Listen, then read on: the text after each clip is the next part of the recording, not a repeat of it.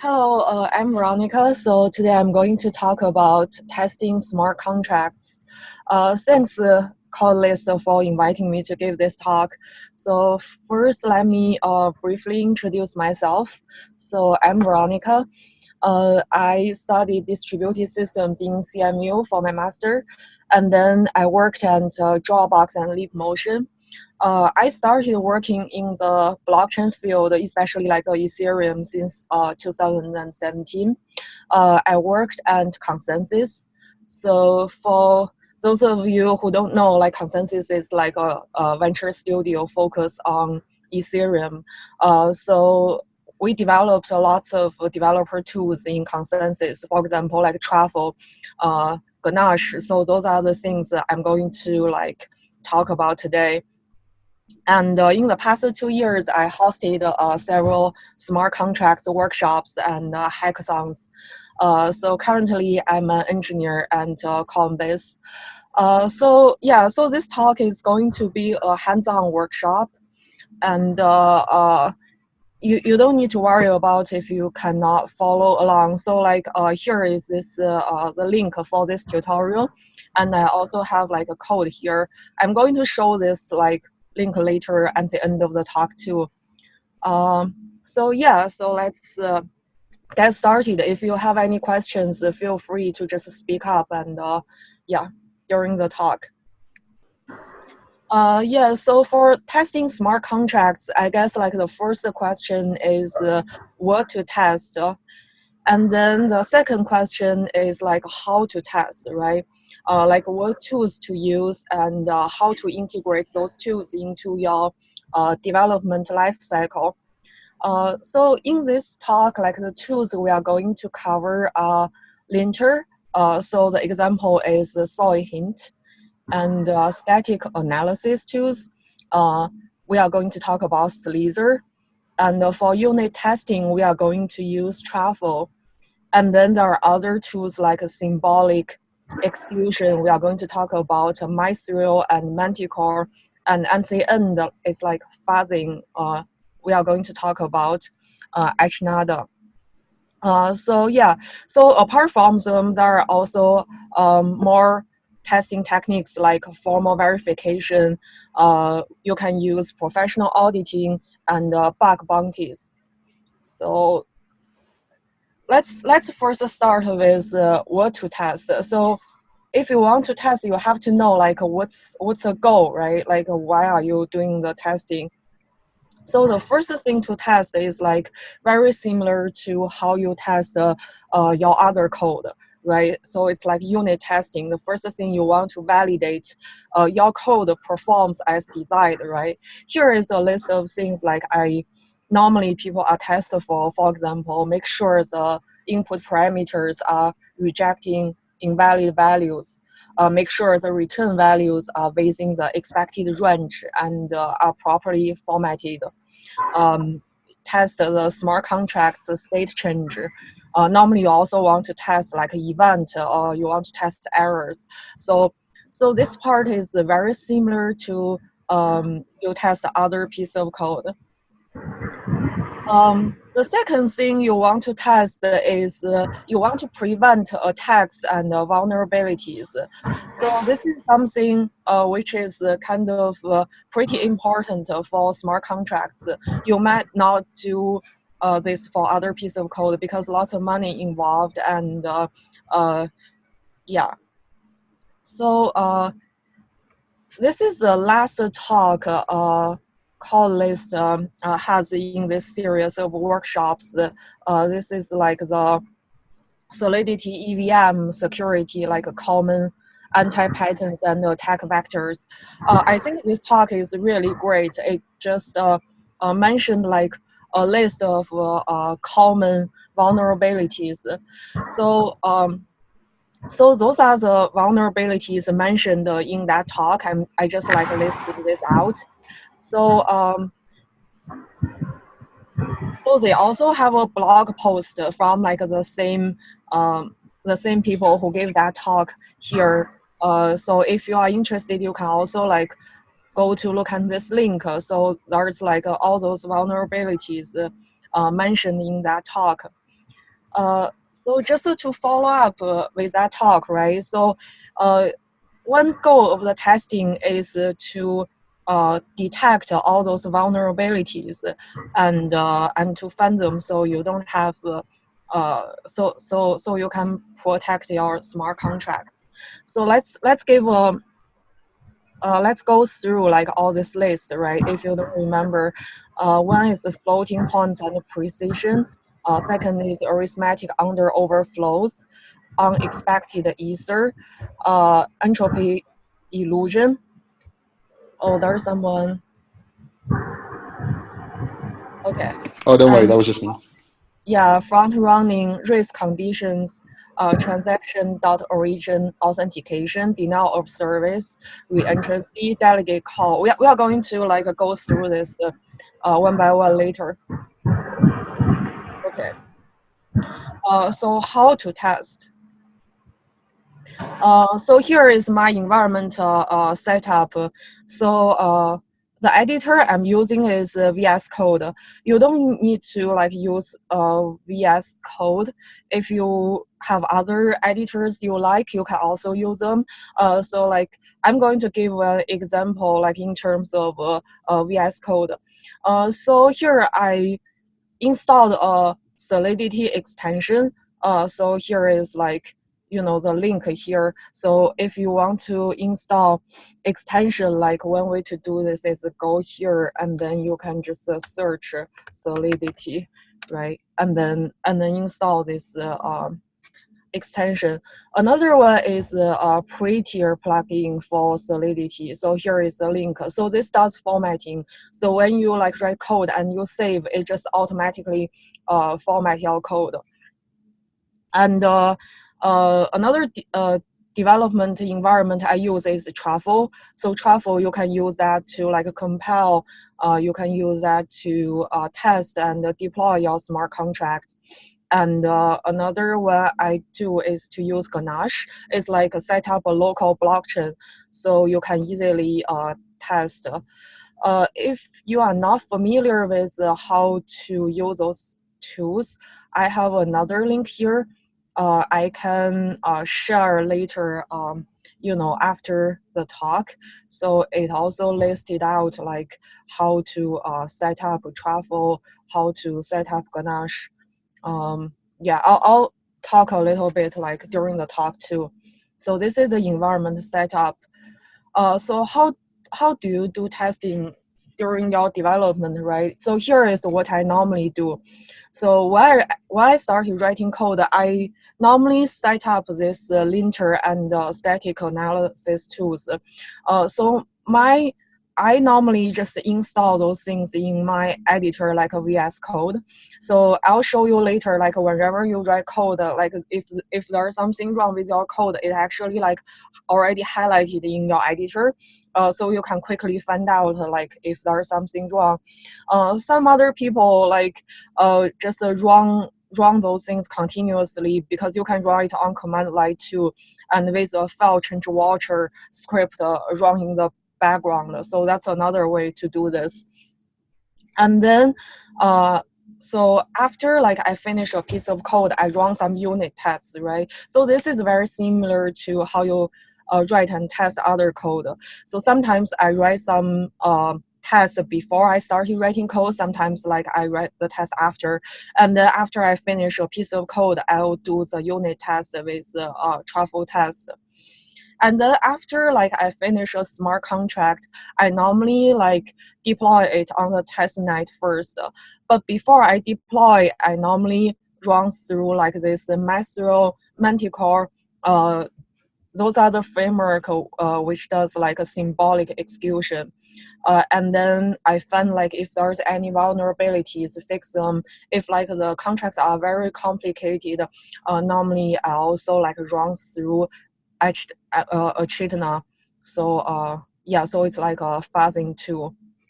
And if everything works well in the testnet, before I deploy to mainnet, especially if there's a lot of money involved in the smart contract, I submit my smart contract to professional auditing.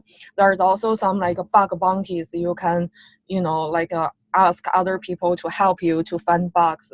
So yeah, so those are like normally how I integrate all those things into my development life cycle. Okay, so let's start with all the tools I mentioned above. The first one is this Solhint. So there's a link here. You can find it on GitHub. So this is a linter. Linter is a tool that analyzes source code to flag programming errors, bugs, stylistic errors, and suspicious constructs.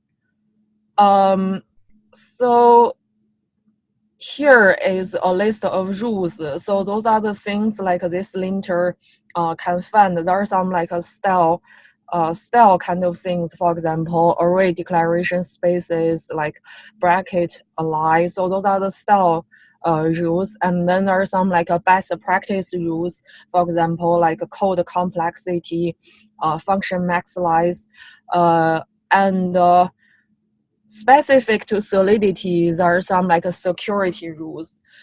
So for example, this avoid call value, avoid low level calls. So you can look at like all those security rules.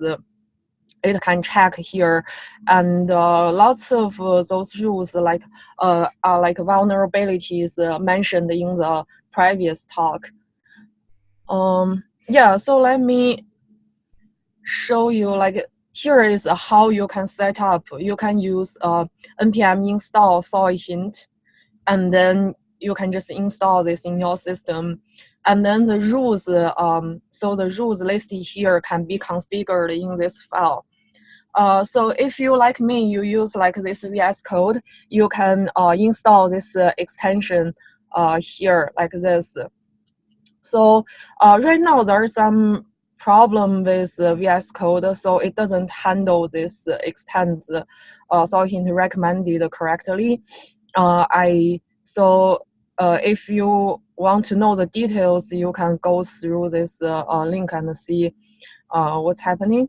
So let me just show you how I set it up in my environment.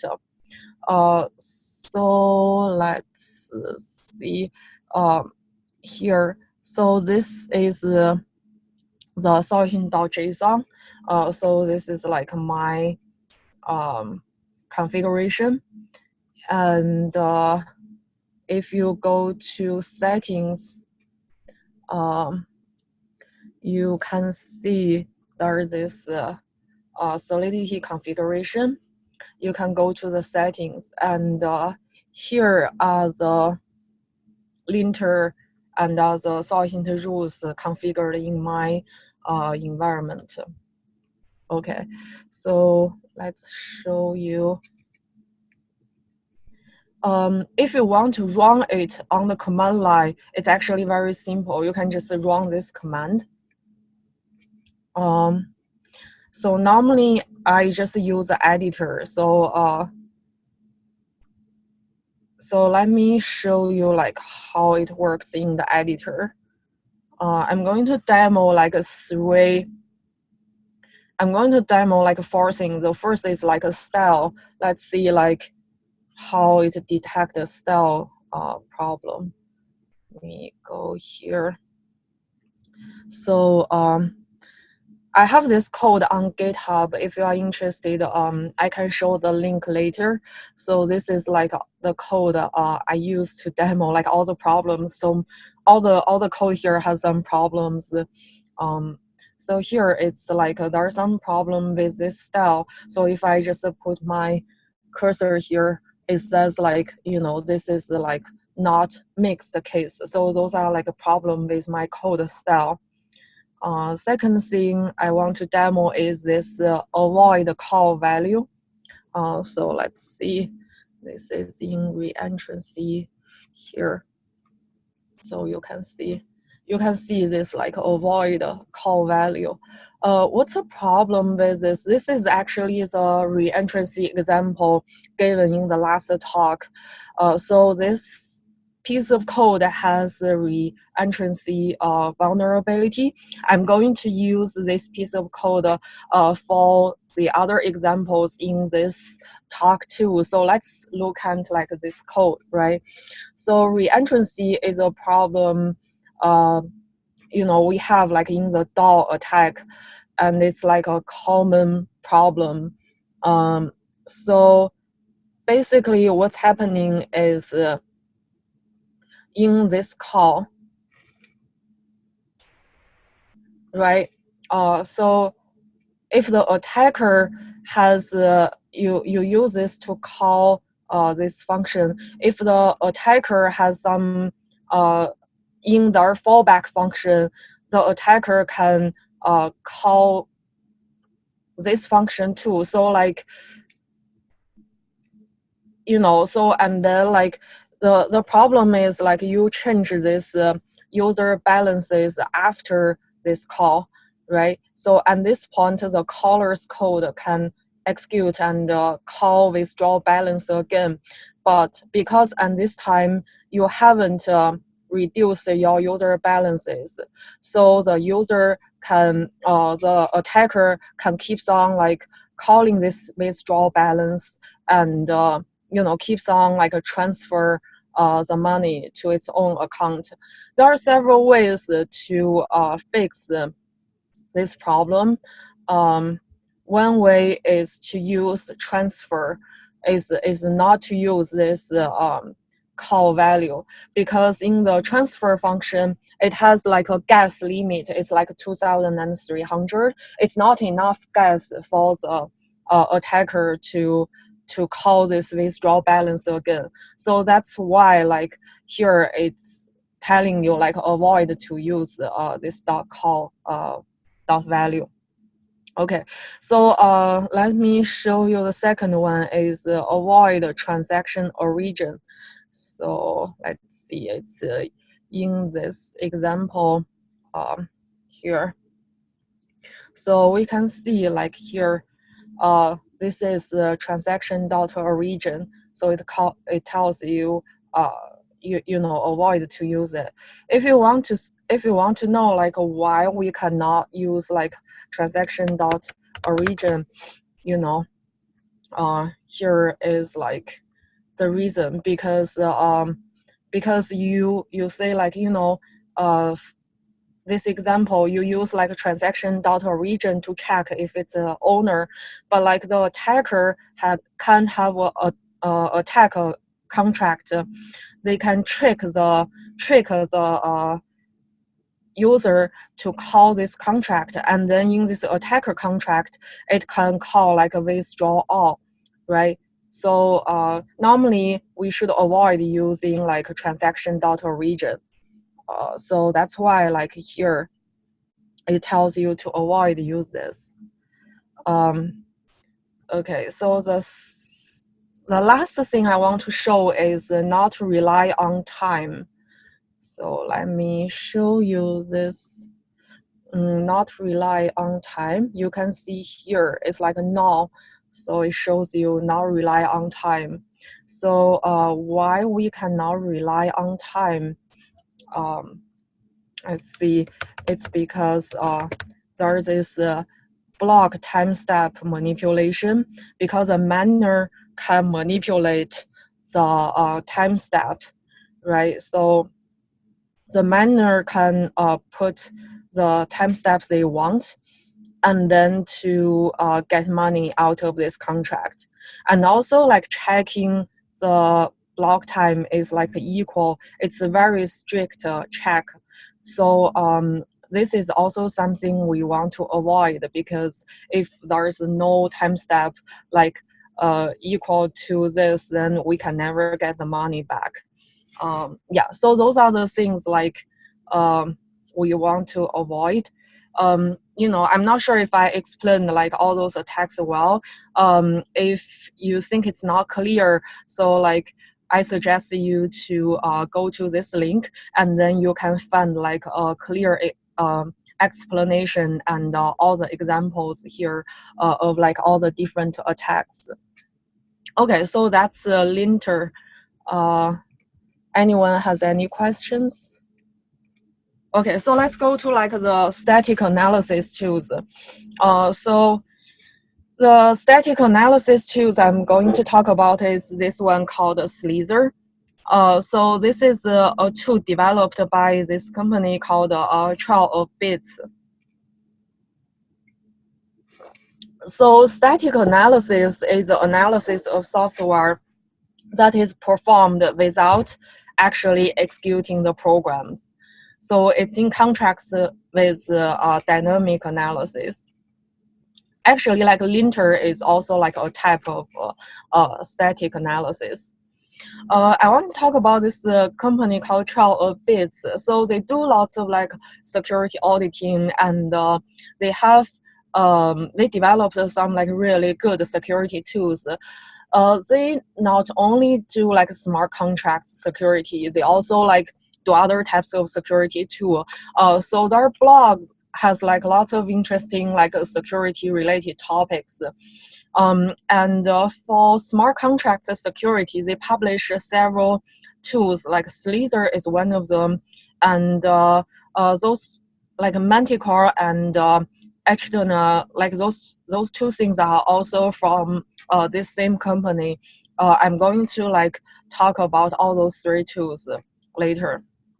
Okay, so what can this detect, right? So if you go to this link, you can see those are like all the detectors. So basically what it means is if you run this static analysis tools, it can check all those problems.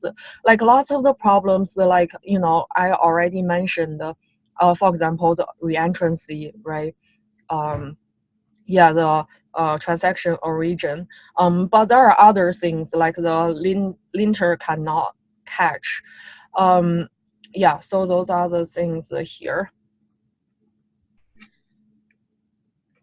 To set up, you can run this command because this tool is written in Python. It also has a VS Code extension, right? You can use this link to install it. Normally, to install, I'll just do this, and then you can get like a Slither and then install this here. If you want to run it on the command line, it's very simple. You can just run this line. Let me show you a demo. I normally use this in the editor. So if you install this extension, you would see there's an icon here, so you can just click. And then what's cool about this is like here is a list of all the detector filters. So it lists like all the problems it can check. For example, there's like this reentrancy events, reentrancy is. So those are the things like I just mentioned. But there are also like lots of other things. You can just like, you know, do this to select the ones you want to detect. And I have some examples here. So let's go through it one by one. If you want to detect errors, you can click this, and then it will start doing analysis. I already ran this before, so you can see like it already has like a list of problems from like high to medium to low to informational. And it also like marks the problem in the code here. For example, like this has a problem like so this owner shadows the owner in its base contract. Because this shadows this owner, and this is not initialized. So so when you do this modifier is owner, this modifier does not really work. So that's, yeah, what you should be careful about. The second example I want to give is this suicidal, right? So you can also see, like, if you here, it says like allow anyone to destruct the contract. So what this means like is like anyone can call this kill, and then it would kill your contract. And this self-destruct, this call is going to send all the money in your contract to this caller, right? And okay, so here is another example. This example is here. You can see. The first one is saying it's not a mixed case; it's a style. It's a style problem. And the second thing it says it's ignores the return value. So it didn't handle the return value. So you can see this is like a safe math. So it does like add B to A, right? But there's a return value, but you didn't handle it. This is not as serious as like the last two examples. That's why it's like a green. It's like an informational problem. Okay, so if you can see, there are like lots of other problems this can detect. I'm not going to go through like all of them. If you are interested, you can download my code and see like all the other problems by yourself. Okay, so normally I just use this editor or just like run the code, run the linter and analysis to and the static analysis tools, while I write code. And if I find like if I see all those problems in my code, I would just change it while I write code. But like let's say after you finish a piece of smart contracts, I normally like use Truffle to test my smart contract. So how to set up Truffle is actually pretty simple. You can just run npm install Truffle, and then you would be able to install Truffle. And then you can install Ganache. It's also like pretty simple. And how to run Ganache is just this command line. So right now I already have my Ganache running. So if you run like Ganache, this command line, you can see this. I have my Ganache running, and then you have to like configure Truffle config. So to configure Truffle config, normally I have this like a development like this. So then you can start writing tests, right? So to use Truffle, you can write two types of tests. One is Solidity. So you can write your test in Solidity to test some of the functionality. And then you can also like write your test in JavaScript. So writing tests in JavaScript is pretty good because it uses Web3. So normally when you develop a dApp, you normally use Web3 to develop your front end, right? So this like test, if you write tests in JavaScript, it will be like very similar to how your front end is going to call your smart contract. So it's kind of like an integration test. So yeah, so normally like I would write tests in JavaScript too. So Truffle has this like a clean room environment, which means like it just deploys like the contract for every test file. So for every test file, it has like a clean deploy. So to run Truffle test, it's very simple. You just run this Truffle test, right?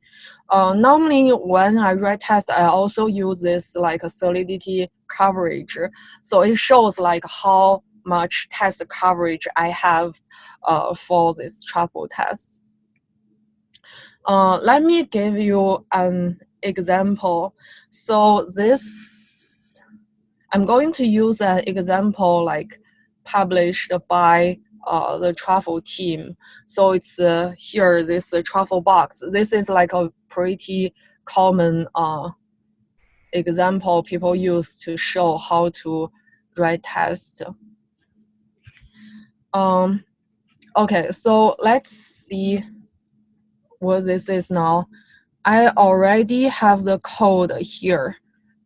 So those are the code from the link I just gave you. It's called Mythril.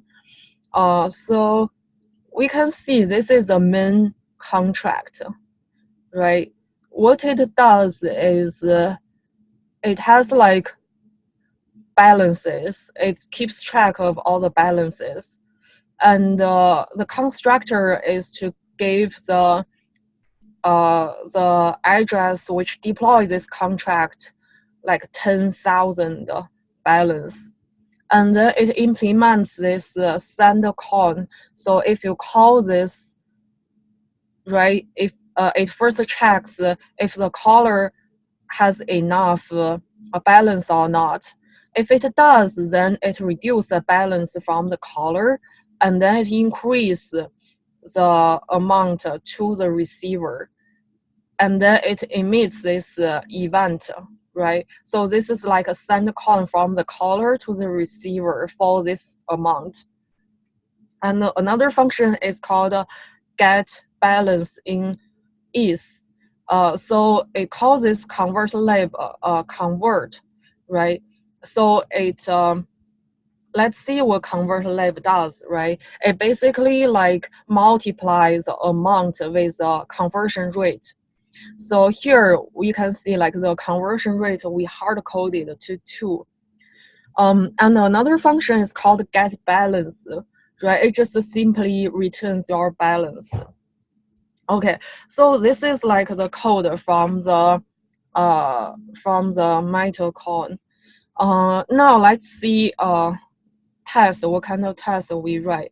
So we normally put the test in this test folder. We are going to show 2 tests. One is written in Solidity. So this is the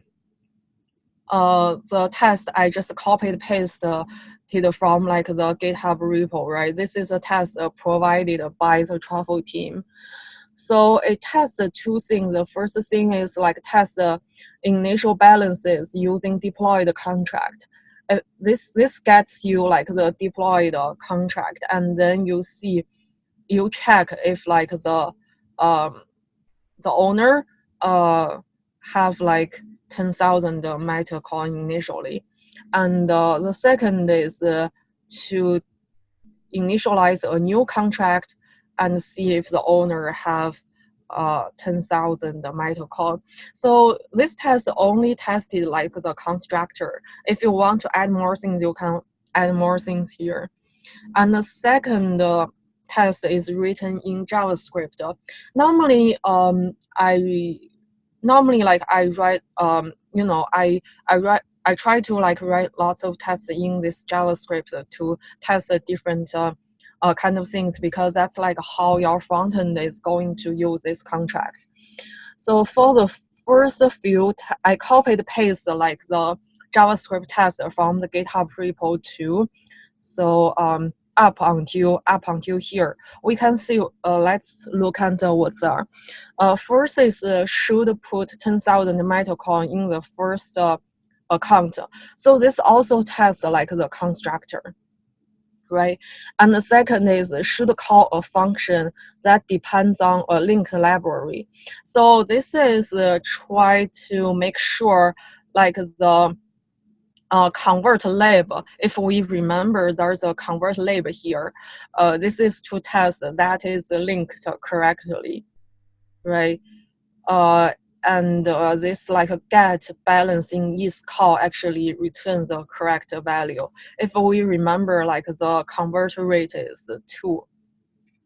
Okay, so the third function is to make sure like it should send the coin correctly, right? If we remember, there's a function called send coin, right? This is to make sure like when you call this send coin, it actually send like the amount of coin from like sender to receiver. Someone is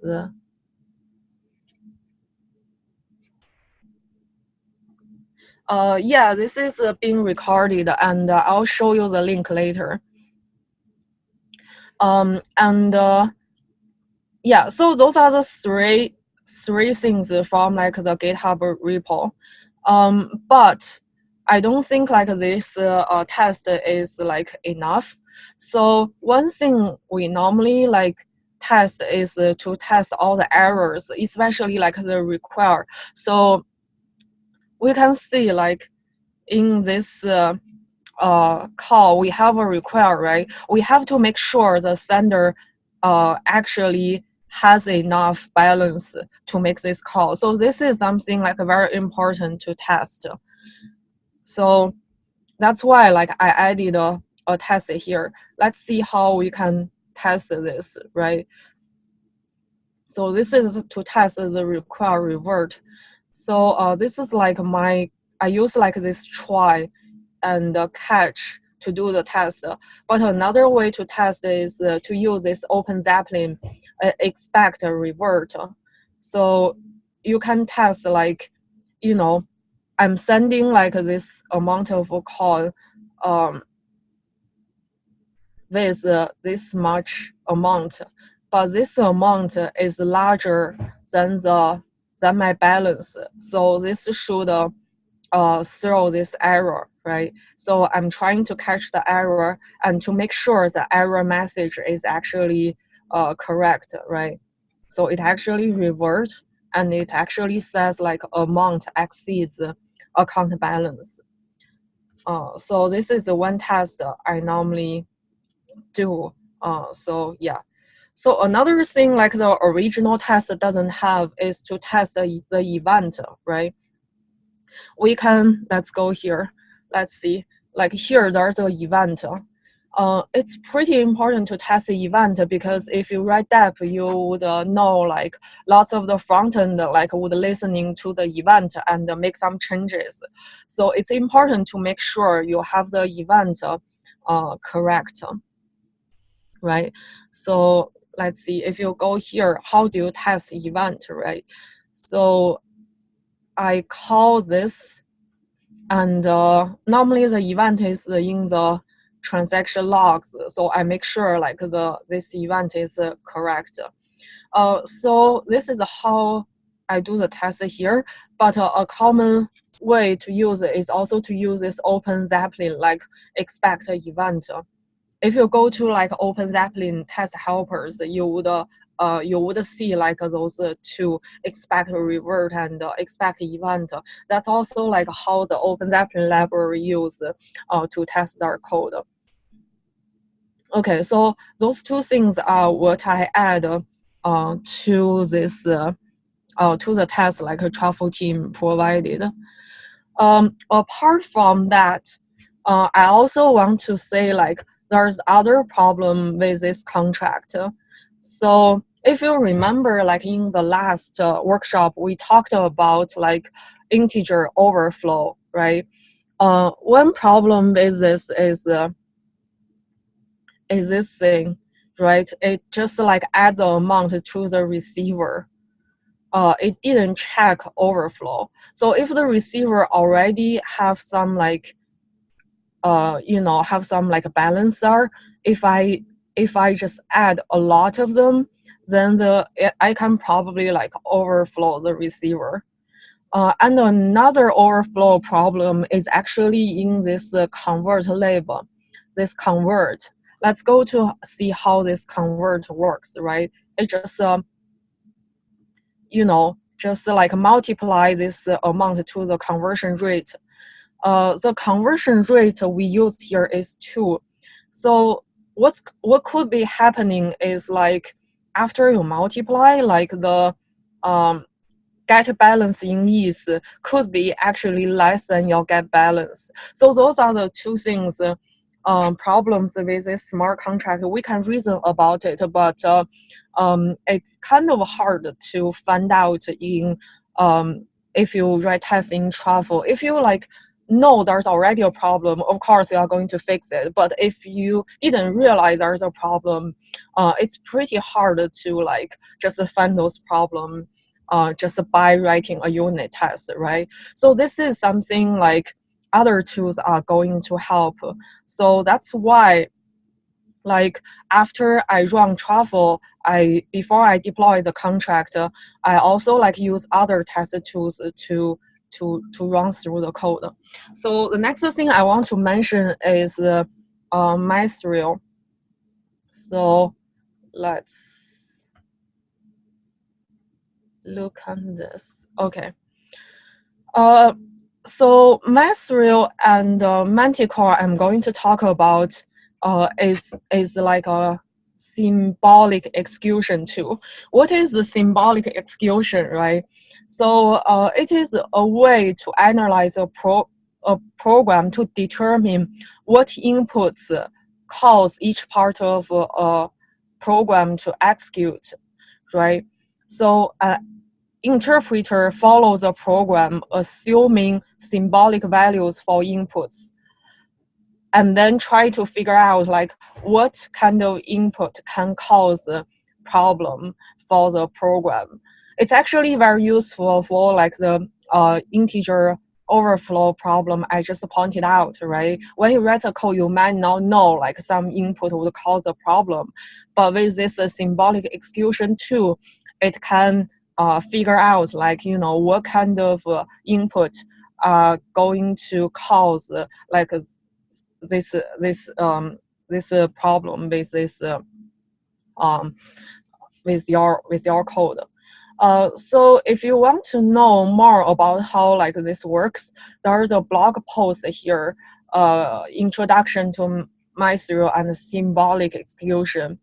It actually like give you an example of this very simple code, and then it shows you like, you know, how this works, right? So it just here it's like input is equal to X. This is a symbol, right? That's where the name like a symbolic execution come from. If you are interested, like read through the blog post and see how it works. So in this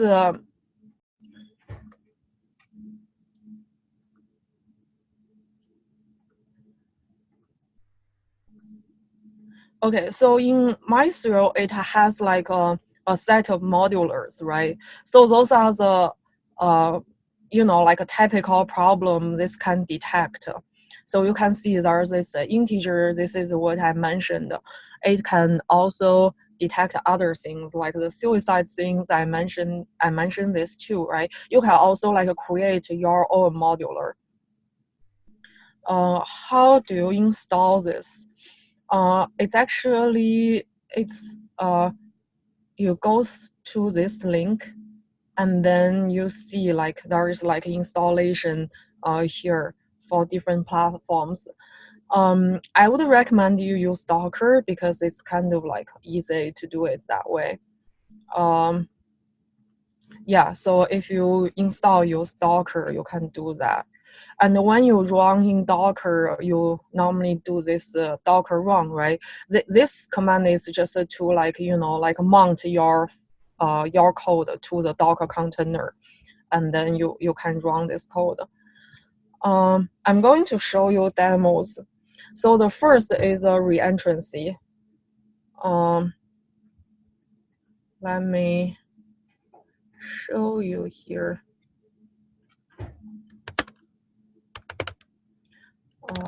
This is my code and reentrancy. I can just run this and then do this, right? So, and then this is going to run. This is the result I get from running this. It's kind of like a little bit slow. Yeah, So you can see, so this code is like here, this one. So this is the reentrancy. We just walked through this code, right? We saw like the reentrancy problem. Let's see what it says, right? It says like external call to user supplied address. It says it's ID, so 107, right? So this ID 107 is actually like this link here. So it just like explains you like, yeah, this problem is reentrancy and with like all this description, right? So it tells you like all those things. You can read through later, but like, yeah, the important thing is to look at this and then you can find out like this problem. The second one I want to show you is this like a delegate call to untrusted callee. So let me give you an example. Like I have the example here, right? And then I can do this proxy, this. It's a little bit slow. Let's look at the code here, right? So this is to tell you like, you know, you are calling delegate call on a untrusted like third party code, right? So yeah, it's a bit slow, but like when you want to finish, it actually shows this. So it has a number 112. If you go here, this tells you like a delegate call to untrusted callee. The third one is a denial of service with a failed call. So let's see if this finishes. Yeah, this finishes. So it's like this, right? The third one is like, let's see this refounder example. Basically, this one like loops through all those like this array, right? So if one of the calls like a fail here, then no one in this function can, basically this call cannot proceed and other people cannot get their money back. So this is a problem. Also, like if this is really large, it can exceed the gas limit. So if you run this, I'm not going to show this anymore because this is kind of slow. What you are going to get is this 113. So you can see like the problem here. Okay, so this is how Mythril works. Another symbolic execution tool is Manticore. This is also like a pretty good. Normally what I do is like I run through both, although it's all like you know, the underlying mechanism is all like a symbolic execution, but those two different tools sometimes they can detect like a different set of problems. So normally I just like run through both, right? So yeah, so this is written in Python. It has like a Python API. So you can write your own like modulars to detect other type of things. To install, you can just do this, right? pep3 install because it's in Python. And to run this, it's actually very simple. You can just call Manticore and then to your contract, right? So let me show you, like, I'm going to run this in the same contract, right? This same reentrancy contract and see what's happening, right? Reentrancy, let's see. So this result is a little bit different from the last one. It's okay, this is what it does. And then you can see, like, after you run this, there's a folder here. This is what's generated. And you can go through to this global funding. It tells you like potential reentrancy vulnerability. Yeah. What's interesting is it also like has like all the different traces. It runs like different kind of input with different kind of transactions. You can go through like this. It's actually pretty interesting. It tells you like what kind of transaction sequences can cause this problem. Okay, so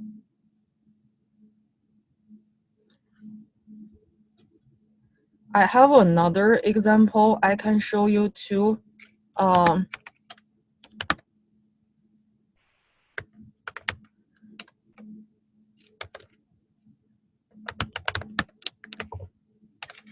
Right, so this suicidal is the one I showed you before too. Let's see.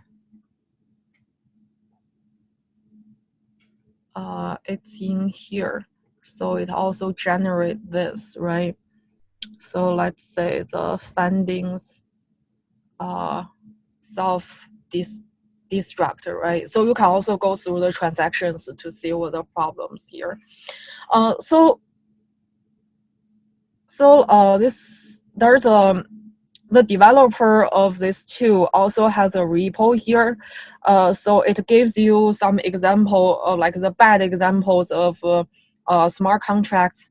If you are interested, you can run this tool to this like all those contracts and see like what's happening, right? Okay, so the last one I'm going to mention is called Echidna. So this tool is a Haskell library designed for fuzzing, right? What is the fuzzing?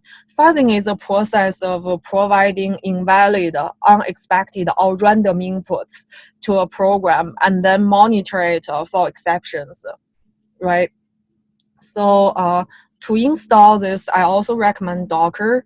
It's pretty easy to do it this way. And then you can also like run this with Docker, right? So let me give you a demo.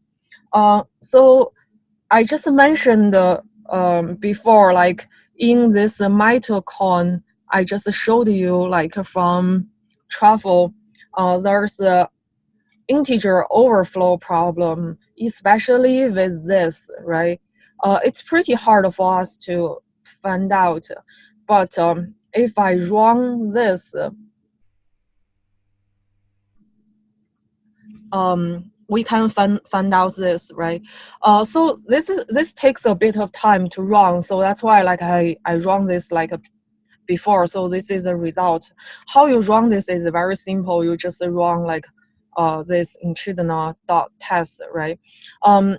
You have to like, I have a test here to make sure like a get balance in ETH is like larger than get balance, and then after I run this, right, it basically failed. So yeah, so you can there are some explanations here in this repo too. So if you are interested, you can take a look. There are like lots of examples here. You can try to run this tool on all those code and see what is happening. Okay, so yeah, so those are all the tools I want to mention today. And the last thing is like before you deploy to the mainnet, normally, you know, you can go through like a formal verification. I still recommend you to, you know, use a professional auditing and also use bug bounties to find bugs before you deploy to mainnet. This is a blog post about all the other security tools. I only mentioned some of them. Those are the tools I use the most myself, but here is also a list of other security tools. Okay, so that's all. I have my tutorial here. This is a link to this tutorial. You can scan it. And then my code is in this link.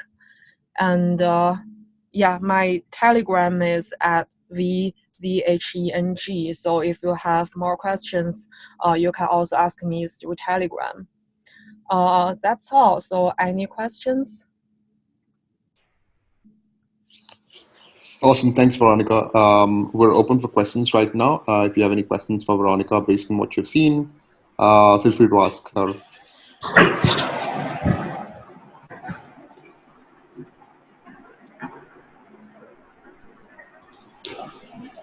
Oh, and if you're muted, feel free to unmute yourself and then ask your question.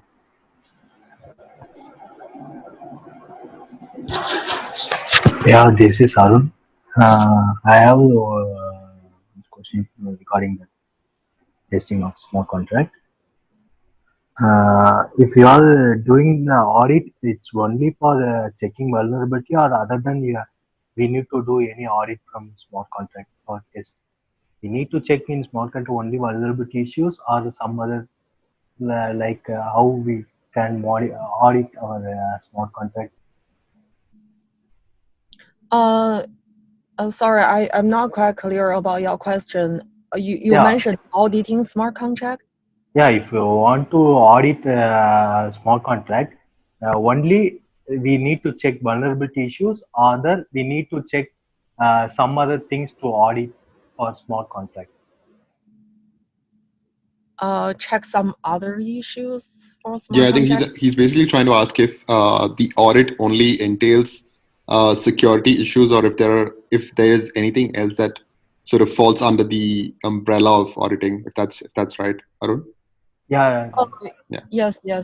So normally, like auditing is mainly like for security issues, right? So normally when you have like professional you work with like professional auditing teams, they would first make sure like the contract perform as desired, right? You normally talk to them about like, oh, what you want your code to do, and the second is like it try to perform different kind of attacks to see if you have like a security vulnerabilities. I think like those are the two main things we do here, but there are also other things you can optimize. For example, you can see like your gas cost, like how to optimize your contract to make sure like it performs well. That's also another thing which can improve. Cool. Any other questions for Veronica while we have her here?